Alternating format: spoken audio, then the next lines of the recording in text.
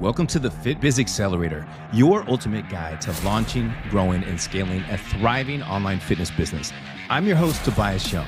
And whether you're just starting out or looking to take your business to the next level, this podcast is packed with actionable tips, real-world strategies, and the insights you need to crush your business goals and build the business of your dreams. Now that you're here, let's dive in.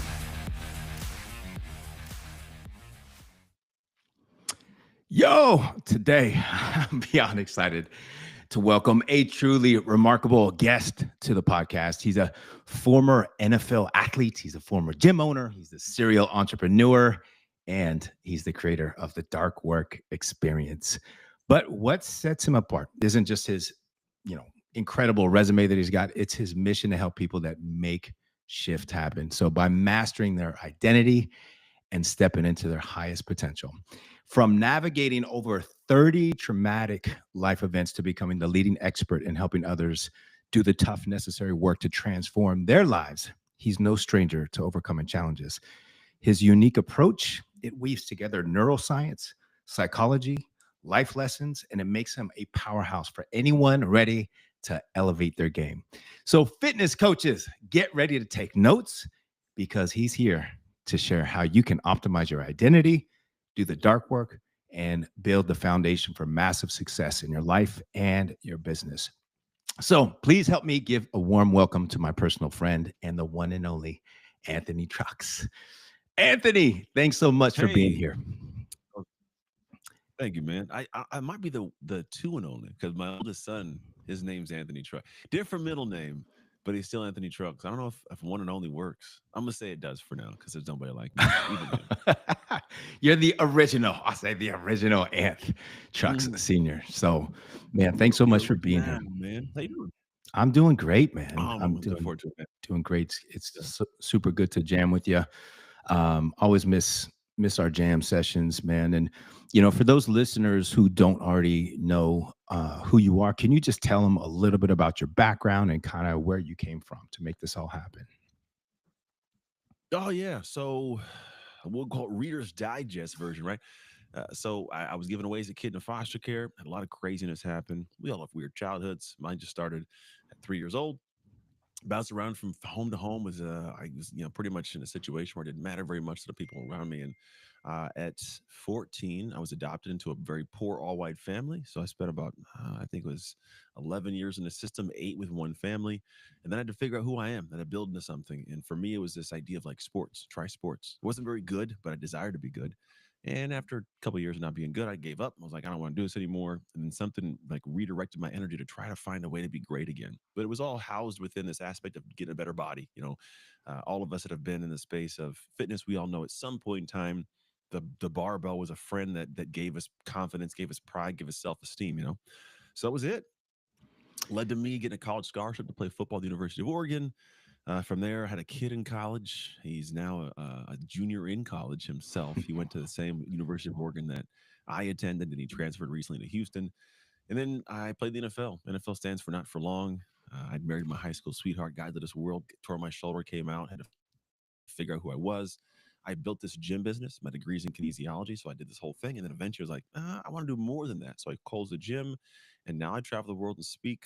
My world of work is called dark work. It's about identity, but really it's that work you do in the dark that allows you to win in the light. So that's my thing, man. There's a lot more we're going to unpack, I'm sure, but my focus is this. If somebody stays tuned in with us, you're going to find a working model of how to go after anything you want. And when you get it, keep it. Man, yeah, that's good. And to hear some of those things on your background and that you weren't an athletic kid, that surprises me, man. I thought that, No, you well, know, hold on. I was an athletic kid. I wasn't a good football player. Like okay, I had the intangible as fast, right? But the difference between like you can swing a bat hard and you can actually hit a baseball. Two different things. gotcha. Yeah. So shifting onto the dark work, man. So why is doing the dark work? Why is that essential for creating an identity shift? Well, so this thing. First, you have to go, well, what's an identity shift? Because people have no idea what that is. I think most of the time. Think about it this way: we have this natural set habits, patterns, and actions that they build our life. We operate instinctually in certain ways. Something happens, we do something. It's different from the next person because they have a different set of experiences. Now, those experiences they wire us a certain way. I call that wiring neurologically and psychologically your identity, who you are when you're not thinking about who you are. And here's a truth that I found to be true: you cannot attain or sustain anything above your current identity. If you don't have these certain habits and patterns and actions and ways you function, you don't get the thing the person who does have them has in life. So, first, the shift is to be able to shift into the next level of your identity that has that thing you want. I call it an identity gap. There's a gap between who you are and what you have, and what you want and who you are, right? So, there's a little gap there. Now, how do you get there? That's the thing. How do we close this gap? How do we make that the reality, right? Because if you think about it, it's not one fell swoop. Like, you work in business, people don't all of a sudden say they're successful because they had a good day at work. It's a good day, and then a good week, and then a good month, and then a good year, and then a good years, right? That Mhm. make you a success over time. It's the consistency. And if you don't identify as a person who does that stuff, you aren't consistent enough to get the outcome. So I go, you got to have that identity in place, but how do we build it? In our world, we live in this, I don't know, like, look at me, everybody world, right? Which is great. But to be honest, the people you see, I heard the statement, it says champions are not, they're not, oh, champions are seen on the playing field, but they are not made there, right? They're seen out there, they're not made there. And it's this reality that the things that you do that nobody sees, nobody celebrates, they make fun of you for, the difficult stuff, the grind, right? That stuff is really what makes you who you are in front of the lights. So if you want to have a great business, it's not going to be what do you do on social media today. It's like, did you even research what the right topic is? Did you make the right content? Did you send the right emails? Did you make the phone calls? Did you create a great program? Did you work on sales? Did you read the books? Like all these little things that no one sees you do and no one cares that you did, but because you did them, it rewired you at an Mhm. identity level to where you're like, no, I used to not do cold calls. I'm a cold call king now, right? Or, I used to not be in shape. I'm a trainer now, right? There's a progression that took place, and all of us can attest to that happened behind the scenes with nobody celebrating. It was me by myself, clapping for myself, right? And I call that dark work. And when you've done that, you get this beautiful gift. And then I'll stop talking for a moment. But you get this gift of one, the achievement. We're all looking for the achievement. We want the money, we want the time, we want the freedom, we want whatever it is, the car, the house, right? The body. You get the achievement. But even more valuable than that is you get to become the kind of person that has that achievement. You are a different breed of human. We've all seen the person who's a nerd right now. They're this, amazing person. And what's the difference? You find that they've done some things that are super challenging, very difficult, that nobody saw, but now because of that, they stand taller, chest is a little bit, puffed up more, Mhm. and they have a different air of themselves, and everybody has access to that. Gotcha, man. Can you share a personal story that actually illustrates how Oh yeah. dark work transformed your identity, Anth? Oh yeah, man. There's a quintessential moment for me when I was 15. So I keep this in mind. I tried football for 2 years. I sucked at football, wasn't any good. And then I had this moment in time where I checked out. Now my adoptive moms had been diagnosed with multiple sclerosis. The family's focused on mom. I'm checking out a classroom. I'm going to school, sleeping in the back of the class all the time. These two girls talk to each other, and they have no idea I'm listening to them talk to each other. And one of them says something that's a beautiful gift. You got to keep in mind at this time, I'm telling myself, you're a foster kid. You don't get much out of life. This is your lot. And then this girl says to the other girl, well, the reason I'm so bad is because I'm in foster care, right? I go, interesting. Like it's this weird statement that just unsettled me. And I go, that's a really crappy thing to have to say for the rest of my life. Because this took place, I have to be this. And I go, I don't like that. So I went home and I looked myself in the mirror. I said, Anthony, you're going to be great, man. Like, I don't know. And I'm just, this really happened. I'm not making this up. I remember looking at myself in the mirror like a weirdo, like, you're going to be great. But this is what took place. And so I go, I got to do something. And so I started looking at, well, what do people who have what I desire do? This is that idea of you can't attain or sustain above your current identity. So I'm in the area, the San Francisco Bay Area. I got Jerry Rice, Joe Montana. I'm looking at these great guys and going, all right, well, they lift weights and they run routes and they do speed work and they train. I don't do any of that. But if they do that and they're where they're at, I guess I got to do that. And you have this initial feeling when you are displayed with something that you got to do, but you don't do. And that feeling is like, oh, crap, I'm going to look stupid. This isn't who I am. It's not in my identity. And so you're going to battle this internal demon of like, you aren't the person that does this. Why are you fooling yourself? The cognitive dissonance they talk about. You can't, and you just have these weird conversations going. But what still stands true is You have to do those things, right? You Hmm. don't feel comfortable doing them, but you got to do them, right?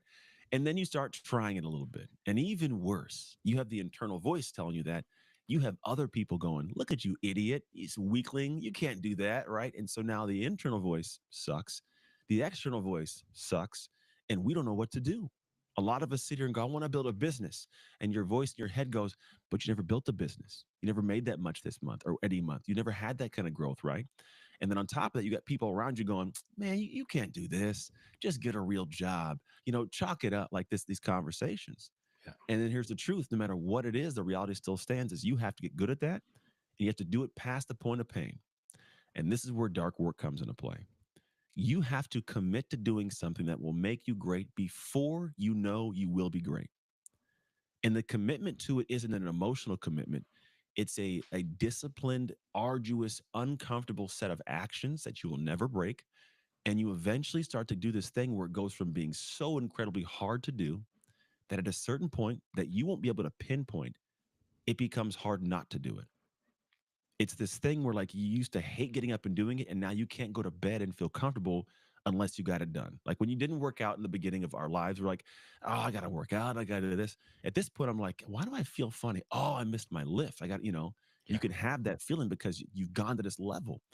And so this same thing happens in all walks of life. And so when I talk about the dark work, it's an actual process you go through that allows you to figure out what you need to do, how do you design that dark. I call it design your dark. And then how do you do this work? So I'm talking religiously and ruthlessly that at a certain point in time, it feels uncomfortable to not be doing that. And then you emerge and step into life and you're a different breed. Think Jeff Bezos. He looks like a damn like a evil villain nowadays, right? You look at him when he's behind his desk. Dude's this nerdy dude with weird slacks on. Now homeboy's bald. He looks like Johnny Bravo all grown up. The difference? He built something. He did that dark work. You can't touch him and for what he's accomplished, right? Yeah. That's how you get to that level of having that sense of oozing confidence. It is earned. And you say you can't have a dream above your current identity, right? So, how can I'd say fitness no. coaches Mhm. identify if their identity is actually holding them back? Oh, here's a big piece of it. You will find your identity in the difficulty because what happens is your current identity doesn't want to give up the reins. And it's going to show up in the actions that you battle. You feel uncomfortable doing. I call them out of character, right? So it's Mhm. not that you can't have a dream, you can't attain it or sustain it if you don't do those things. You could say, I want to have the amount of clients that guy over there has. Okay, sounds good. How many's got? 100 clients. All right. There's certain things he or she does to have that amount of clients, to get the conversations, Mhm. to convert them, to retain and retain them, right? To have the attrition. There's a lot that goes into that. Yeah. You don't get to have that without doing what that person did. That's just common sense, right? But the reality is, most of us go, well, I wouldn't do it that way. And I don't, right? We make these dumb excuses up. We try to find loopholes and ways to get around it. There are none. And the idea is when it comes to that dream and you want to set this kind of piece out, your job should go, hey, what is that thing I want? Who has it? What are they doing? Even if I don't like them, what are they doing? God, all right, I got to do that. And you do that thing. And then a little by little that you start to find your own unique way to do it, right? But you're leaning in, you're learning these skill sets, you're learning different tactics and strategies and all this kind of stuff. And little by little it comes to fruition. And then here's the crazy thing. I find that a lot of people, if they all of a sudden had the success they want, they would be surprised. And that's a problem. It's the biggest problem that I think people don't face. There is a certain point in time when you will have success, and when you have it, it'll be surprising. Like, oh my gosh, I got this right. The people that I know that are killing it, that are making $1 million a month and more, they are not surprised. It is an expectation. They understand what it took. It's like, yeah, of course. You know how I've worked for this? Of course I have that, right? It's not this. Yeah, I know. I have no idea how I did it. And of course they know how they did it. Yeah. I've never seen somebody win a Super Bowl and go, I don't know how we won. It was crazy. We lucked out and got the Super Bowl ring. Like, nah, Yeah. it's this tireless effort. And so the idea is a lot of folks are trying to have that moment, but if they got it, they have to ask themselves, if I all of a sudden had $100,000 a month, would I be surprised right now? And if the answer is yes, there's your red flag. You better dig in and develop because at a certain point, $100,000, you're like, yeah, it's expected. I need to do more, and I know how I can. And there's a different anchoring, but it's a sense of who you are and what you do that makes that possible. Because here's another piece of it. There's a level of effort that I call effortless effort. And this is a goal for all of us. There are certain things that I can do on a day's basis that some people can't get done in a month. I'm not special. I just built the muscle. I say that because there are certain things task wise that have to be done to attain a certain level. If doing those things, I'm talking drains you and burns you out, you'll never get it. Or if you do get it, it'll be short lived. Whereas when it's part of your identity to do it, there's effortless effort. You have to get it done. You don't even count the hours. It's what I do. It's how I function. It's how I do things, right? And when that kind of thing happens, now the effort's getting put in to get the outcome you desire, Mhm. but it actually feels effortless. When your effort feels draining, you're not going to get the thing you want. And if you do get it, it'll be very short lived. Yeah. Yeah, and it's just like I like to call it doing the dirty reps because you're always going to suck in the beginning at anything. You want to Hmm. play basketball, you're going to suck in the beginning. Like don't think that Oh, Kobe Bryant was freaking good when he first started. I think he no, didn't even make his first basketball team, right? So I think might have been. I don't know. But no, nobody's good out the yeah. gates. That's Yeah. impossible. It's just doing the reps over and over again. And then, hey, you're not even going to be good after doing those dirty reps for a long time. You're just going to be not shitty. Basically, you're going to Yeah. not suck as bad. It's So you're going to be progression. Yeah. below average. And then you keep doing Yeah. those reps, and then you get average, and then you keep doing those reps, and you get above average. And you Hmm. just got to keep rocking that. And fitness coaches often wear a lot of different hats. They're wearing the trainer hat, they're I've wearing been the there. marketer hat, they're wearing the Yeah. entrepreneur hat. How does identity optimization help them excel in all of these different roles? So there's going to be a few ways to look at this, and I lived this. I had the gym business. Yeah. I think 6 years, sold it, reopened it, sold it again. I'm no more fitness. But here's a couple things. In the world of fitness, there's a weird ego aspect, which is we gotta be this persona that's impenetrable. I'm so amazing and so tough. And when you do that and you identify with your ego, what happens is your ego protects you from looking stupid or what you Mhm. deem would look stupid. So you don't ask for help. You beat your head against the wall and you assume that your big muscles or your sexy body, right? That's going to bring you money. And it doesn't. There are so many traits that are necessary to have a successful business run. Your fitness business is a business, right? I don't care what you Mhm. want to call it. It's a business, which means you have the same governance and rules that have to operate for yours as a hot dog stand. There's got to be a sense of brand and then branding and then marketing and then advertising and then some kind of lead generation, then conversion, then retainment and then ascension. These all exist no matter what Mhm. it is. And most people go like, I just got to be in shape. Like, no, that's not going to help you have a successful business long term, or it won't grow. Yeah. You'll be able to pretty much sprint and be dead tired at 60 years old, going, what did I do in my life? And so for me, I look at that as that the first piece, identity wise, is can I separate myself from the aspect of like I know everything and let the ego subside a little bit and not wrap my identity in not needing help, right? So it's Mhm. the first piece. Can I step back? Secondly, you're going to get to a point of going, hey, there are certain things that I have to do to be successful in this business. And there's also certain things that I should never do.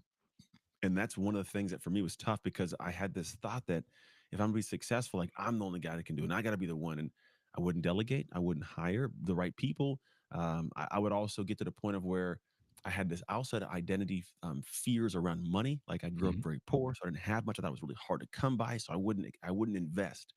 And so little things become these traits you start noticing about yourself, and you're going to find them in sticky places, uncomfortable places. And here's what I would do.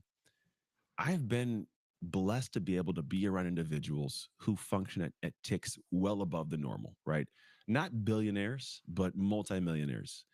And these people, when you get around them, there are conversations that are had, statements that are had, things that take place that it's hard for your brain to compute in the beginning.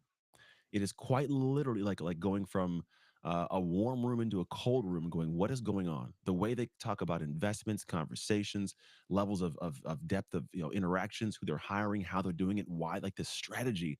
And it's so wild because you immediately know I'm not like these people. Like that's crazy. And then you have one of two options. One, you can demonize them to feel comfortable, or two, you can demonize how you've been functioning and going, I need to elevate. And then when I go to elevate, especially in the fitness business, right? And you can tie to anything you want. You got to get around people doing what it is that you want to do. And you may not Mhm. like who they are. I'm going to say this again. You may not like who they are as a person. You might find that what they do with their money, you wouldn't do. Maybe you wouldn't buy that, drink that, wear that, who cares? But they have the means to do so. using the vehicle that you also are in. Hmm. So watch what they do, pay attention, and then start going, okay, if they do those things, do I do those things? And you're going to find that probably you don't. Then go, gosh, can I do those things? And if I think about doing it, how do I feel? This is the most critical point. A lot of people will be faced with stuff and already know things. Dude, you and I both know you have clients, you have friends who have asked you questions. You told them what to do, and it's been 3 years and it ain't got done. Yeah. And I go, bro, I could tell you the same thing in 70 different languages. You're still going to have to do it, right? And what happens is people have this internal battle with this thing that they're supposed to do, but it doesn't feel like them to do it. And the discomfort is too much. So they don't. Or if they do try it, they try it for a day and not a year. Hmm. And then they step back and wonder, well, why don't I have the success I want? Because you didn't get to the point of that thing that was hard to do becoming a natural part of your cadence to where it was almost a second thought. Like there are things that I do that keep me in a position I am that I forget that I do nowadays. Like it's just like I keep moving. People go, "How'd you do that?" Last month. Last month, I did that every day last week. What are you talking? Like my brain goes, "What are you talking about?" And it's because I went in these rooms, was around these people, noticed how they function, and then I go, man, I got to start operating like that identity. And I start doing those things. The Yeah. display is right there. I do it. And little by little, I find my own way to do it. It is hard in the beginning. It's icky. It's uncomfortable. But then it's like, boom, and I start doing stuff. And now I forget that I was doing that. I forgot that that was a hard thing to do back then. Yeah. And I elevate up. This is the path for every single person for anything they want. The world we live in now is I'm talking so and my so clear cut as to what to do, it is stupid. It is stupid to me how easy it is for people to be successful because not enough people are. And I go, you have access to all the books you can imagine, all the people you can imagine, all the resources of social media. People are quite literally trying as best they can to put all their knowledge in front of you. It's there. And for you to not be successful is a you problem. Hmm. it's it's a you problem. And if you can accept that and absorb that and realize that it doesn't mean it's a knock on your ability to be successful or humanity, but it's the truth, and you embrace that and start doing things, you're gonna be good. But you have to be okay doing it in the dark. All the things I'm talking about, it settles into one spot. You have to be okay doing it with nobody watching, with nobody cheering, with no one supporting, and in fact, people ridiculing you. That's it has to be it.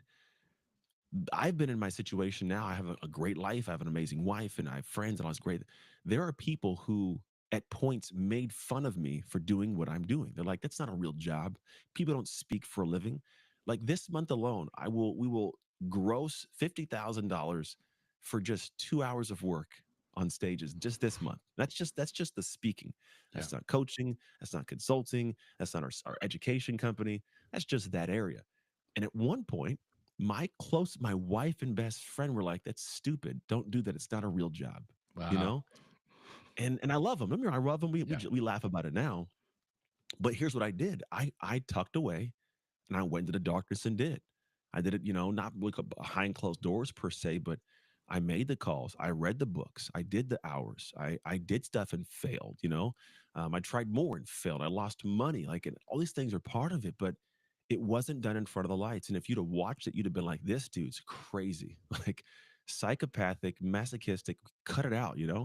But you do it over and over again. And after a while, you find a little, oh, hey, this worked. So you try it again, and you go, "Oh, it worked." You try it again. I'm not talking amazingly worked. It just didn't fail horribly this time. And little by little, it climbs and it climbs, and at a certain point, I get this chip on my shoulder. And here's the culmination of a single thought that runs through my body almost every day, which is, I have done too much work in the dark to lose in the light. Oh, That's my core. That's my core. I'm getting goosebumps thinking about it. When I started thinking about what I want to accomplish, I'm like, "There's no way you're taking this from me. I've done too much work in the dark to lose in the light. I've done too much prep, too much reading, too much.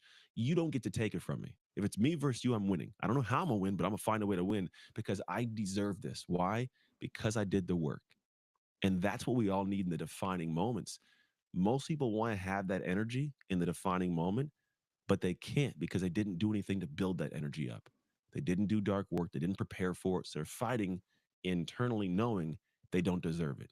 The people who have done that work, they will beat you time and time again because they know they deserve it. So they will gut them talking, they'll find every inch to scratch and claw till they accomplish it. And then it's not an accident. They're not special people. They're not aliens. No Midas touch. They did what you wouldn't do That's Jerry Rice that's running those hills when all nobody day, else would every single day, like all clockwork in day. San Francisco.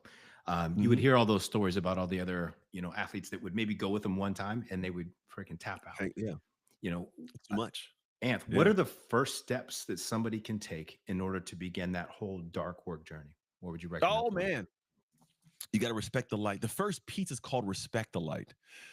Here's why. There's three segments to respecting the light. And the light would call it this. The light is the success you want to step into so the world can see you shine. Let's be real. As much as I want to say like it's cool to be in the dark, we all want to do things and have people go give us high fives. I'm cool with that. Like that's what you want. You want to have that moment of like, look what I attained. Look at my body, right? Look at my car. Look at my marriage. Like you work hard for stuff. You want to show it off. I get that completely, right? Take nothing from that. But stepping into the light, it's different. There's some things that are required to make it possible at the level you desire. The first part of respecting the light, first segment is, can you respect the gravity of what that light means? Meaning, can you respect the weight of the goal you want? Not just saying, like, I want to make $1 million. Do you know what that means? Like, do you really like to make $1 million in your business? Do you know how hard that is? Like, and here's why. If you start down a path and you don't understand the weight of it, the moment that bar hits your chest, you're done. You're like, oh, it's too much. And you'll find a way to make a really good excuse to run, right? But if you go into it and you go, all right, I know at some point it's going to get real heavy. I just got to make sure I brace myself and move past. Like if you just really absorb it, then what happens is you will hit the wall, but you'll know you're about to hit the wall. The hardest walls to hit are the ones that are unexpected. So the first part of respecting the light is research, watch, pay attention, listen to people. How hard is that thing you're really about to go after so you can embrace and embody like, all right, I'm really prepared for what's about to happen. It's the first piece of it. Like prepare the mind for the journey ahead. The second part of respecting the light, I've kind of alluded to it, is respect those who have what you want that you don't even like. There are a lot of people you do see have something you want and you like them. That's easy, no big deal. But what about the person I just talked about who, they're in the fitness business. They got the Ferrari and they got the car and they got the house, they got the body, and they're flaunting it all day long. You're like, man, this guy's a piece of trash, man. She sucks, right? Yeah. But they have what you want. They have clients and they got money. Maybe you wouldn't buy what they buy, live how they live, and post Yeah. what they post. But if we're being honest, you would like the ability to do that. Hmm. So if you can do that and you take them off this demonization and you really like lift them up and go, all right, what are they doing? It will inform you of so much more than you comprehend. What are their habits? What are they reading? What are they posting? Who's talking to them? Who's in their who's supporting them? What are they doing that makes clients get drawn to them? Like watch these things and see what's going on, and then you can reframe it to fit you, right? But you got to pay attention to it. The third thing is the hardest thing. There's actually a lot of work we do when I go into this with everybody from all walks of life. But you have got to find the very specific placement of the holes in your boat. A lot of folks go and they look at individuals who are successful and go, what exactly did they do? And they take everything full stock and apply everything full stock. And they get drained and they go, I am so tired, but nowhere farther ahead. And I go, yeah, here's the reason why. You got some insights of what to work on, but you didn't realize that that person is a completely different person. The placement of the holes in their boat are different. If you slap a piece of tape 6 inches here and 12 inches there over that, you may not have a hole there. Yours is 6 inches here and 12 inches across, more than three across. There's different positions, if we call it that. Hmm. And so what has to happen is you must locate your holes. You must find out what you individually are struggling with. And when you find that out, it is going to suck. It should. It should be painful because you're like, golly, I'm the reason why I'm not having what I want. And now I know why, right? So I call this dark work. A lot of people akin it to shadow work. Like, what's in shadows? And the way I explain it is look, shadow work is you figuring out what's keeping you stuck. Dark work is what you do once you know. So, in order to even step into dark work, I first had to figure out where are my blind spots, my limiting beliefs, my issues. What do I got to work on? And that's hard because, especially in the fitness world, you don't want anyone to see a chink in your armor. God forbid somebody sees you as less than. And so I know because I walked that walk, I lived that life. So for a lot of us, we have to figure out what's our work to do. And it will be the most uncomfortable, most arduous, most draining, but most rewarding work you ever do in your life. It'll fix your marriages, it'll fix your body, it'll fix your parenting, it'll fix everything. The business will thrive, right? And you have to be able to do that. And now what Mhm. happens is when you go through those stages, you will be informed clearly of what your dark work should be. There's no Got way it. you won't. You'll know the gravity. You'll know some things from researching people. You'll know what you got to do. And now it's like, boom, I got a list. Now, a lot of folks have great lists that collect dust. There's this statement I love, and it's called shelf esteem. I buy these books, they sit in the shelf of my life, or I get information, it's just in the Mhm. shelf of my mind, and I never act upon it. I know what to do, but I don't do it. Yeah. The second piece of this is very simple: do the dark work. That's, I mean, I don't know how much clear to make it. I love there's a guy, it's like Chris something, he has a podcast, and I saw a clip where I just unfolded it perfectly. He says, look, thinking about the work isn't doing the work. Talking about the work isn't doing the work. Planning the work isn't doing the work. Organizing your day to day to get the work in, it's not doing the work. Talking about how excited you are to do the work, it's not doing the work. Doing the work is doing the work. That's it. Shut up and move, right? So now you know what to do. You got to do the work. Part of that is also designing the dark. I call it design because you can't be disciplined to an emotion. You can be disciplined to a plan. So make a plan, even if it's not perfect, and then do the damn plan. Like that's it. Do the plan. The plan and the process of you going through it will teach you more than you'll ever learn standing at square one trying to figure out what to do. Just do. I'm telling you, life will inform you of what needs to be figured out. Listen to it and do those things. So, first, it's planning and designing very specifically everything wrapped around you taking motion. We're not going to go deep into that. Mhm. Then it's go do it. Like I can't even simplify it more. Just go do the damn thing. That's what problem is. I think people are so disconnected from the success they want because they're not doing the work. They know they're not doing the work, and every night they have to lie to themselves about why it didn't get done. And the little voice in their head goes, "I know you're lying to yourself." That's it. I know I'm lying. And so I get up every day with that negative energy and I don't do anything. I make a good excuse and it goes around and around. And I watch other people live a life I should be living. So for me, it's do the dark work, right? The third part I call emerge. Once you've done this work and prepared, it's like somebody preparing for a fitness show, right? You got to finally get in the damn stage. Yeah. There are people that do all this work and get down to the wire, right? And then a week or two out, all of a sudden, oh, I sprained my toenail. I can't go. It's like, Yeah. dog, you worked all this time. Get up on the stage, homie. Yeah. And so there's moments where I'm supposed to go and I don't. And here's the worst part. My ego and my pride knows that I didn't. I lose a sense of self. I beat myself up. I feel bad about myself. It's a downhill spiral. All because in the moment that mattered, I was too scared to push out. So, what I say is two things. One, you have to take unconfident action. You have to go do that thing, even when you're unconfident, because the truth is, you're operating from a knowledge of your previous identity. If you did that dark work properly, you are somebody different. You're Mhm. not going to have the same results as you might have had prior. So go take a shot. You're going to surprise yourself.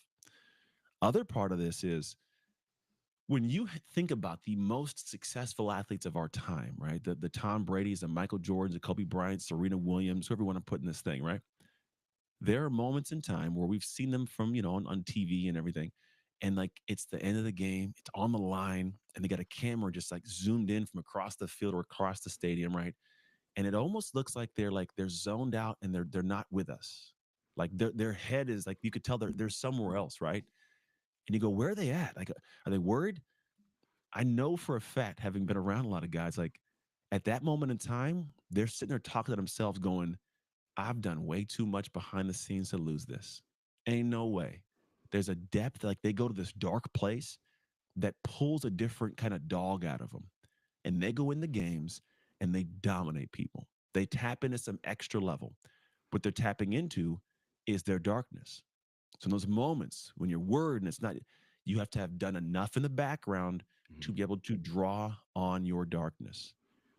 I like the idea that people talk about this imposter syndrome. Well, I've never done it before. I'm trying it. I'll tell you this.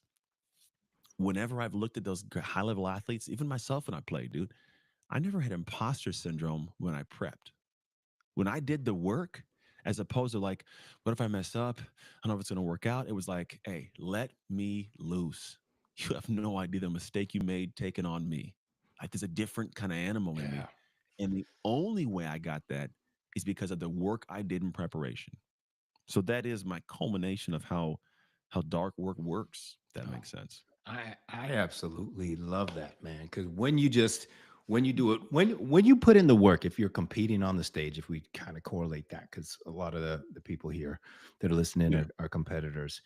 If you put in that work, and I knew when I competed, I was competing against myself, and I put in way too much freaking work to not do it. I Mhm. see 75% of the people who enter a bodybuilding competition, they drop out because they get these jitters. They get that imposter syndrome. Yeah. And they might have dominated the show, but they think in themselves that they're not good enough. Same Yep. kind of thing in there too. And what about this? Are there any common mistakes or any pitfalls that people encounter when they're trying to make this shift? And how could they Oh yeah. avoid these type of things? First thing is the ego, man. Ego Okay. is everyone's greatest obstacle. The ego is a thing that tells you, oh, I'm not perfect. But the moment somebody points out an imperfection, your ego rears up and battles it. And what Hmm. happens is you will stop yourself from getting golden insights on what to work on. So, first thing is the ego. The second thing is people try to be smarter than they should. Like sometimes people's biggest issue is intelligence. Sounds odd, but like for someone that I've worked with a lot of different people, some of the most difficult people are the smart ones because they're smart enough to know they have to do this, but they want to use that as a strength to find a different way, right? To find a shorter way. I go, dude, the long way is a short way. That's it. And I put this in front of them usually. I go, you know it's going to be hard. Yeah, it's going to be hard. I'm trying to find like an easier way. Okay. Well, tell me something that was the hardest thing in your life you've done. You get a bunch of responses, right? It was fixing a marriage, climbing a mountain, do whatever it is. I go, that thing you did that was hard. Were you like proud of it? I go, yeah, I'm really proud of it. I go, okay, cool. So the hard thing gave you pride. Yeah. Do you think that that pride helps you show up differently, like battle differently? Well, yeah, of course. I go, so why are you trying to avoid that hard thing now? That's it. Like you almost have like CrossFit fitness stuff, right? Like Hmm. the joke, the number one rule of CrossFit. Always talk about CrossFit, right? Like why is that the rule? It's because it's hard. That's when you're pushing, bro. It's hard. Yeah. So of course it's like chest up, puffed up. Hey, look, I'm dope, right? Confidence. So for me, some people will get into the midst of it and it's difficult and it's hard, and they're trying to like actively trying to find ways to alleviate the pain.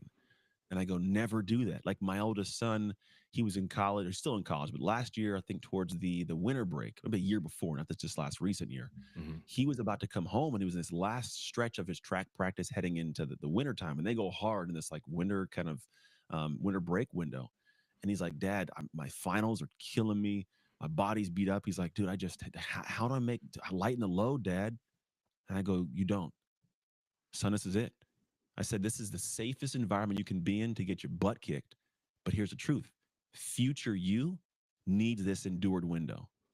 Future Anthony needs to know what it feels like to have to battle through something and come out in the backside not dead, right? You will gain confidence. You'll gain a sense of awareness of yourself. You'll have a pride about who you are. We don't want to rob you of that. So I was like, son, I got no special answers for you. Get up, go to work, go to sleep, do it again.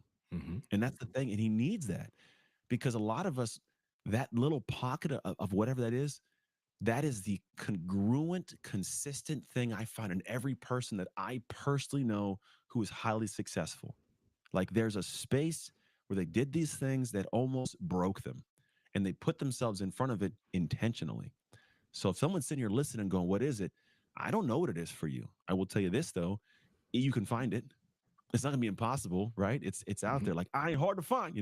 It's the idea that if you ask the right questions, get in front of the right people, it will present itself to you. And then your job is to create one of two spaces of what you will accept.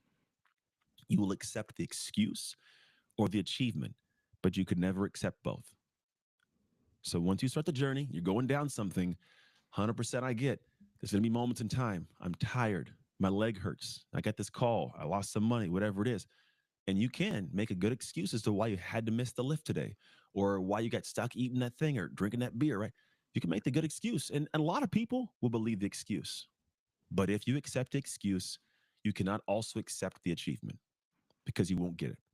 So, whatever the thing is, however you choose to see it, once you start down that path, you have to ask yourself that question: this thing that might detract from my success, am I okay accepting it?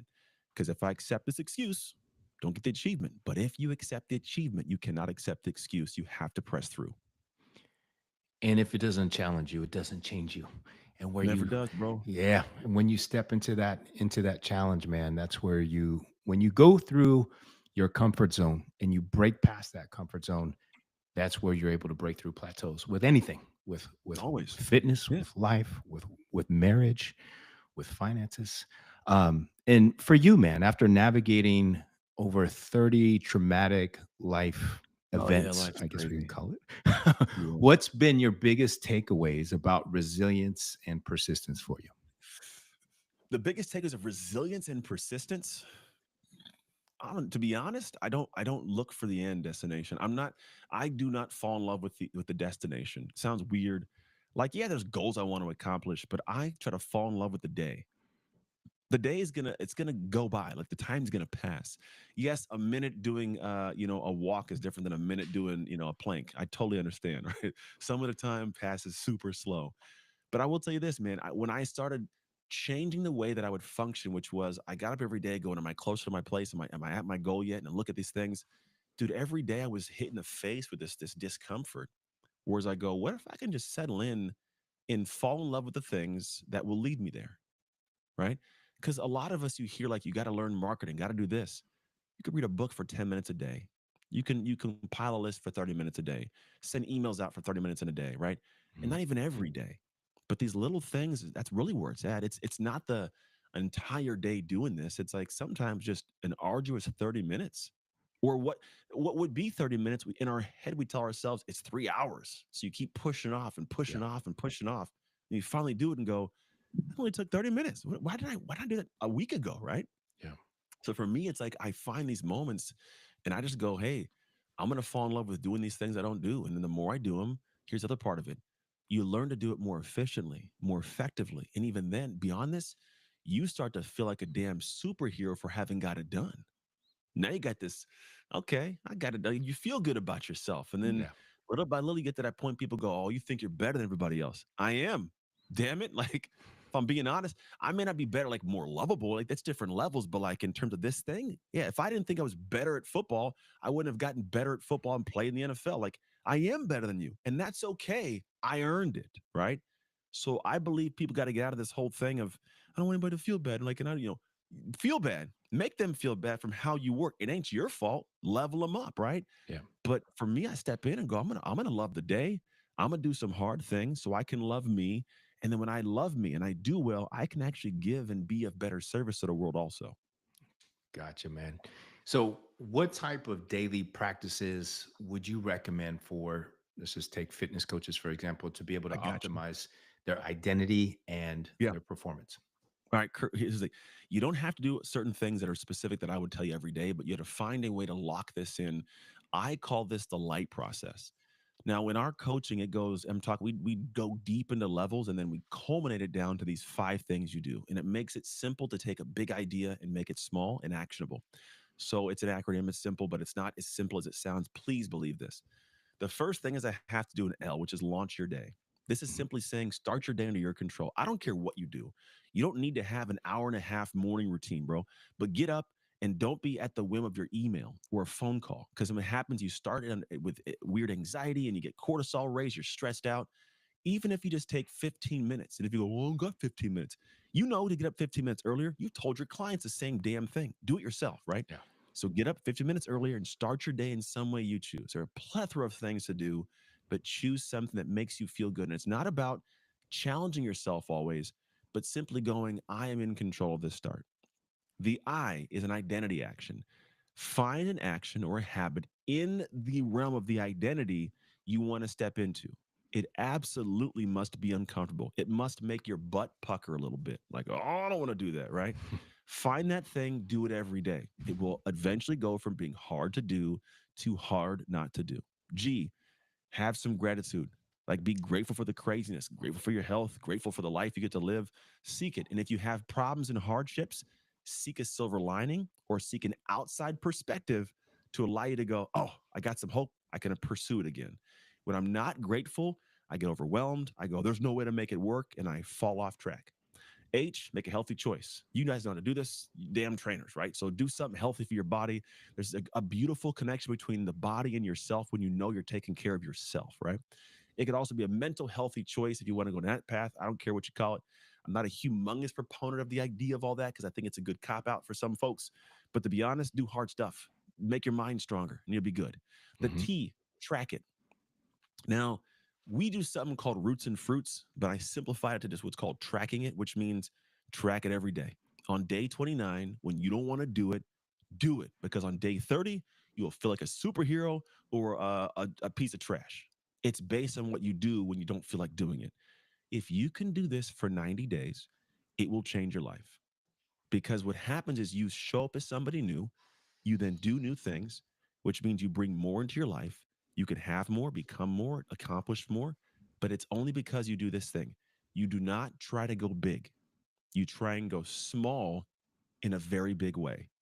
This is the way you go small in that big way. And that big way is a consistency way.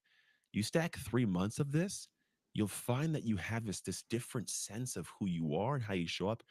Other people notice it too. They want to be friends with you. They want to connect with you. They like it. Just it always happens, and it's not accidental. It's because somebody chose to go small in a big way.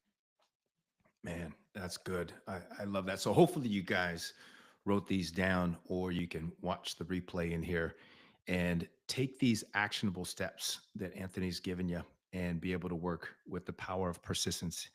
And Anth, thank you so much for all of your knowledge, everything that you're giving today. And if somebody wants to get some help putting those dark work steps in and they want to be able to connect with you to be able to Mhm. kind of find out um, what it looks like to work with you, what would be their next steps? Darkwork.com. Straightforward. Yeah, pretty simple. Darkwork.com sounds good, man. And then if somebody wants to just follow you and see more of what you got on social media, what's the best way? Should they all go through darkwork.com or should they follow you I on? mean, you could go. We actually are just kicking off the Dark Work Instagram. So at Dark Work, it took some time to get that one, but now it's if you go to Instagram.com/dark work. But my common one is /Anthony Trucks. So at Anthony Trucks on Instagram, or at Dark Work. We have everything launched: assessments, apparel. Like it's pretty dope, bro. I'm excited. It's a Ooh, lot of fun. I can't wait to check that out, man. So Yeah, man. yeah. So for everybody, make sure you go and check out Anth, give him some love, give him a follow. Um, and if you want to get some help and you want to put in that dark work and you want to elevate yourself to that next level, then there's going to be some things, and it's not going to be easy. Obviously, nothing worth having of substantial is going to be easy, but that's why you put in that dark work. So thanks you Yeah, guys buddy. for tuning in. Anthony, thank you so much for being here. Pleasure. And here's the outro. Thanks for tuning in to the FitBiz Accelerator. If you found value in today's episode, make sure to subscribe so you never miss a tip or strategy to grow your online fitness business. And if you're ready to fast track your success, don't forget to check out tntfitprocoaching.com. Until next time, stay consistent, stay focused, and keep crushing it.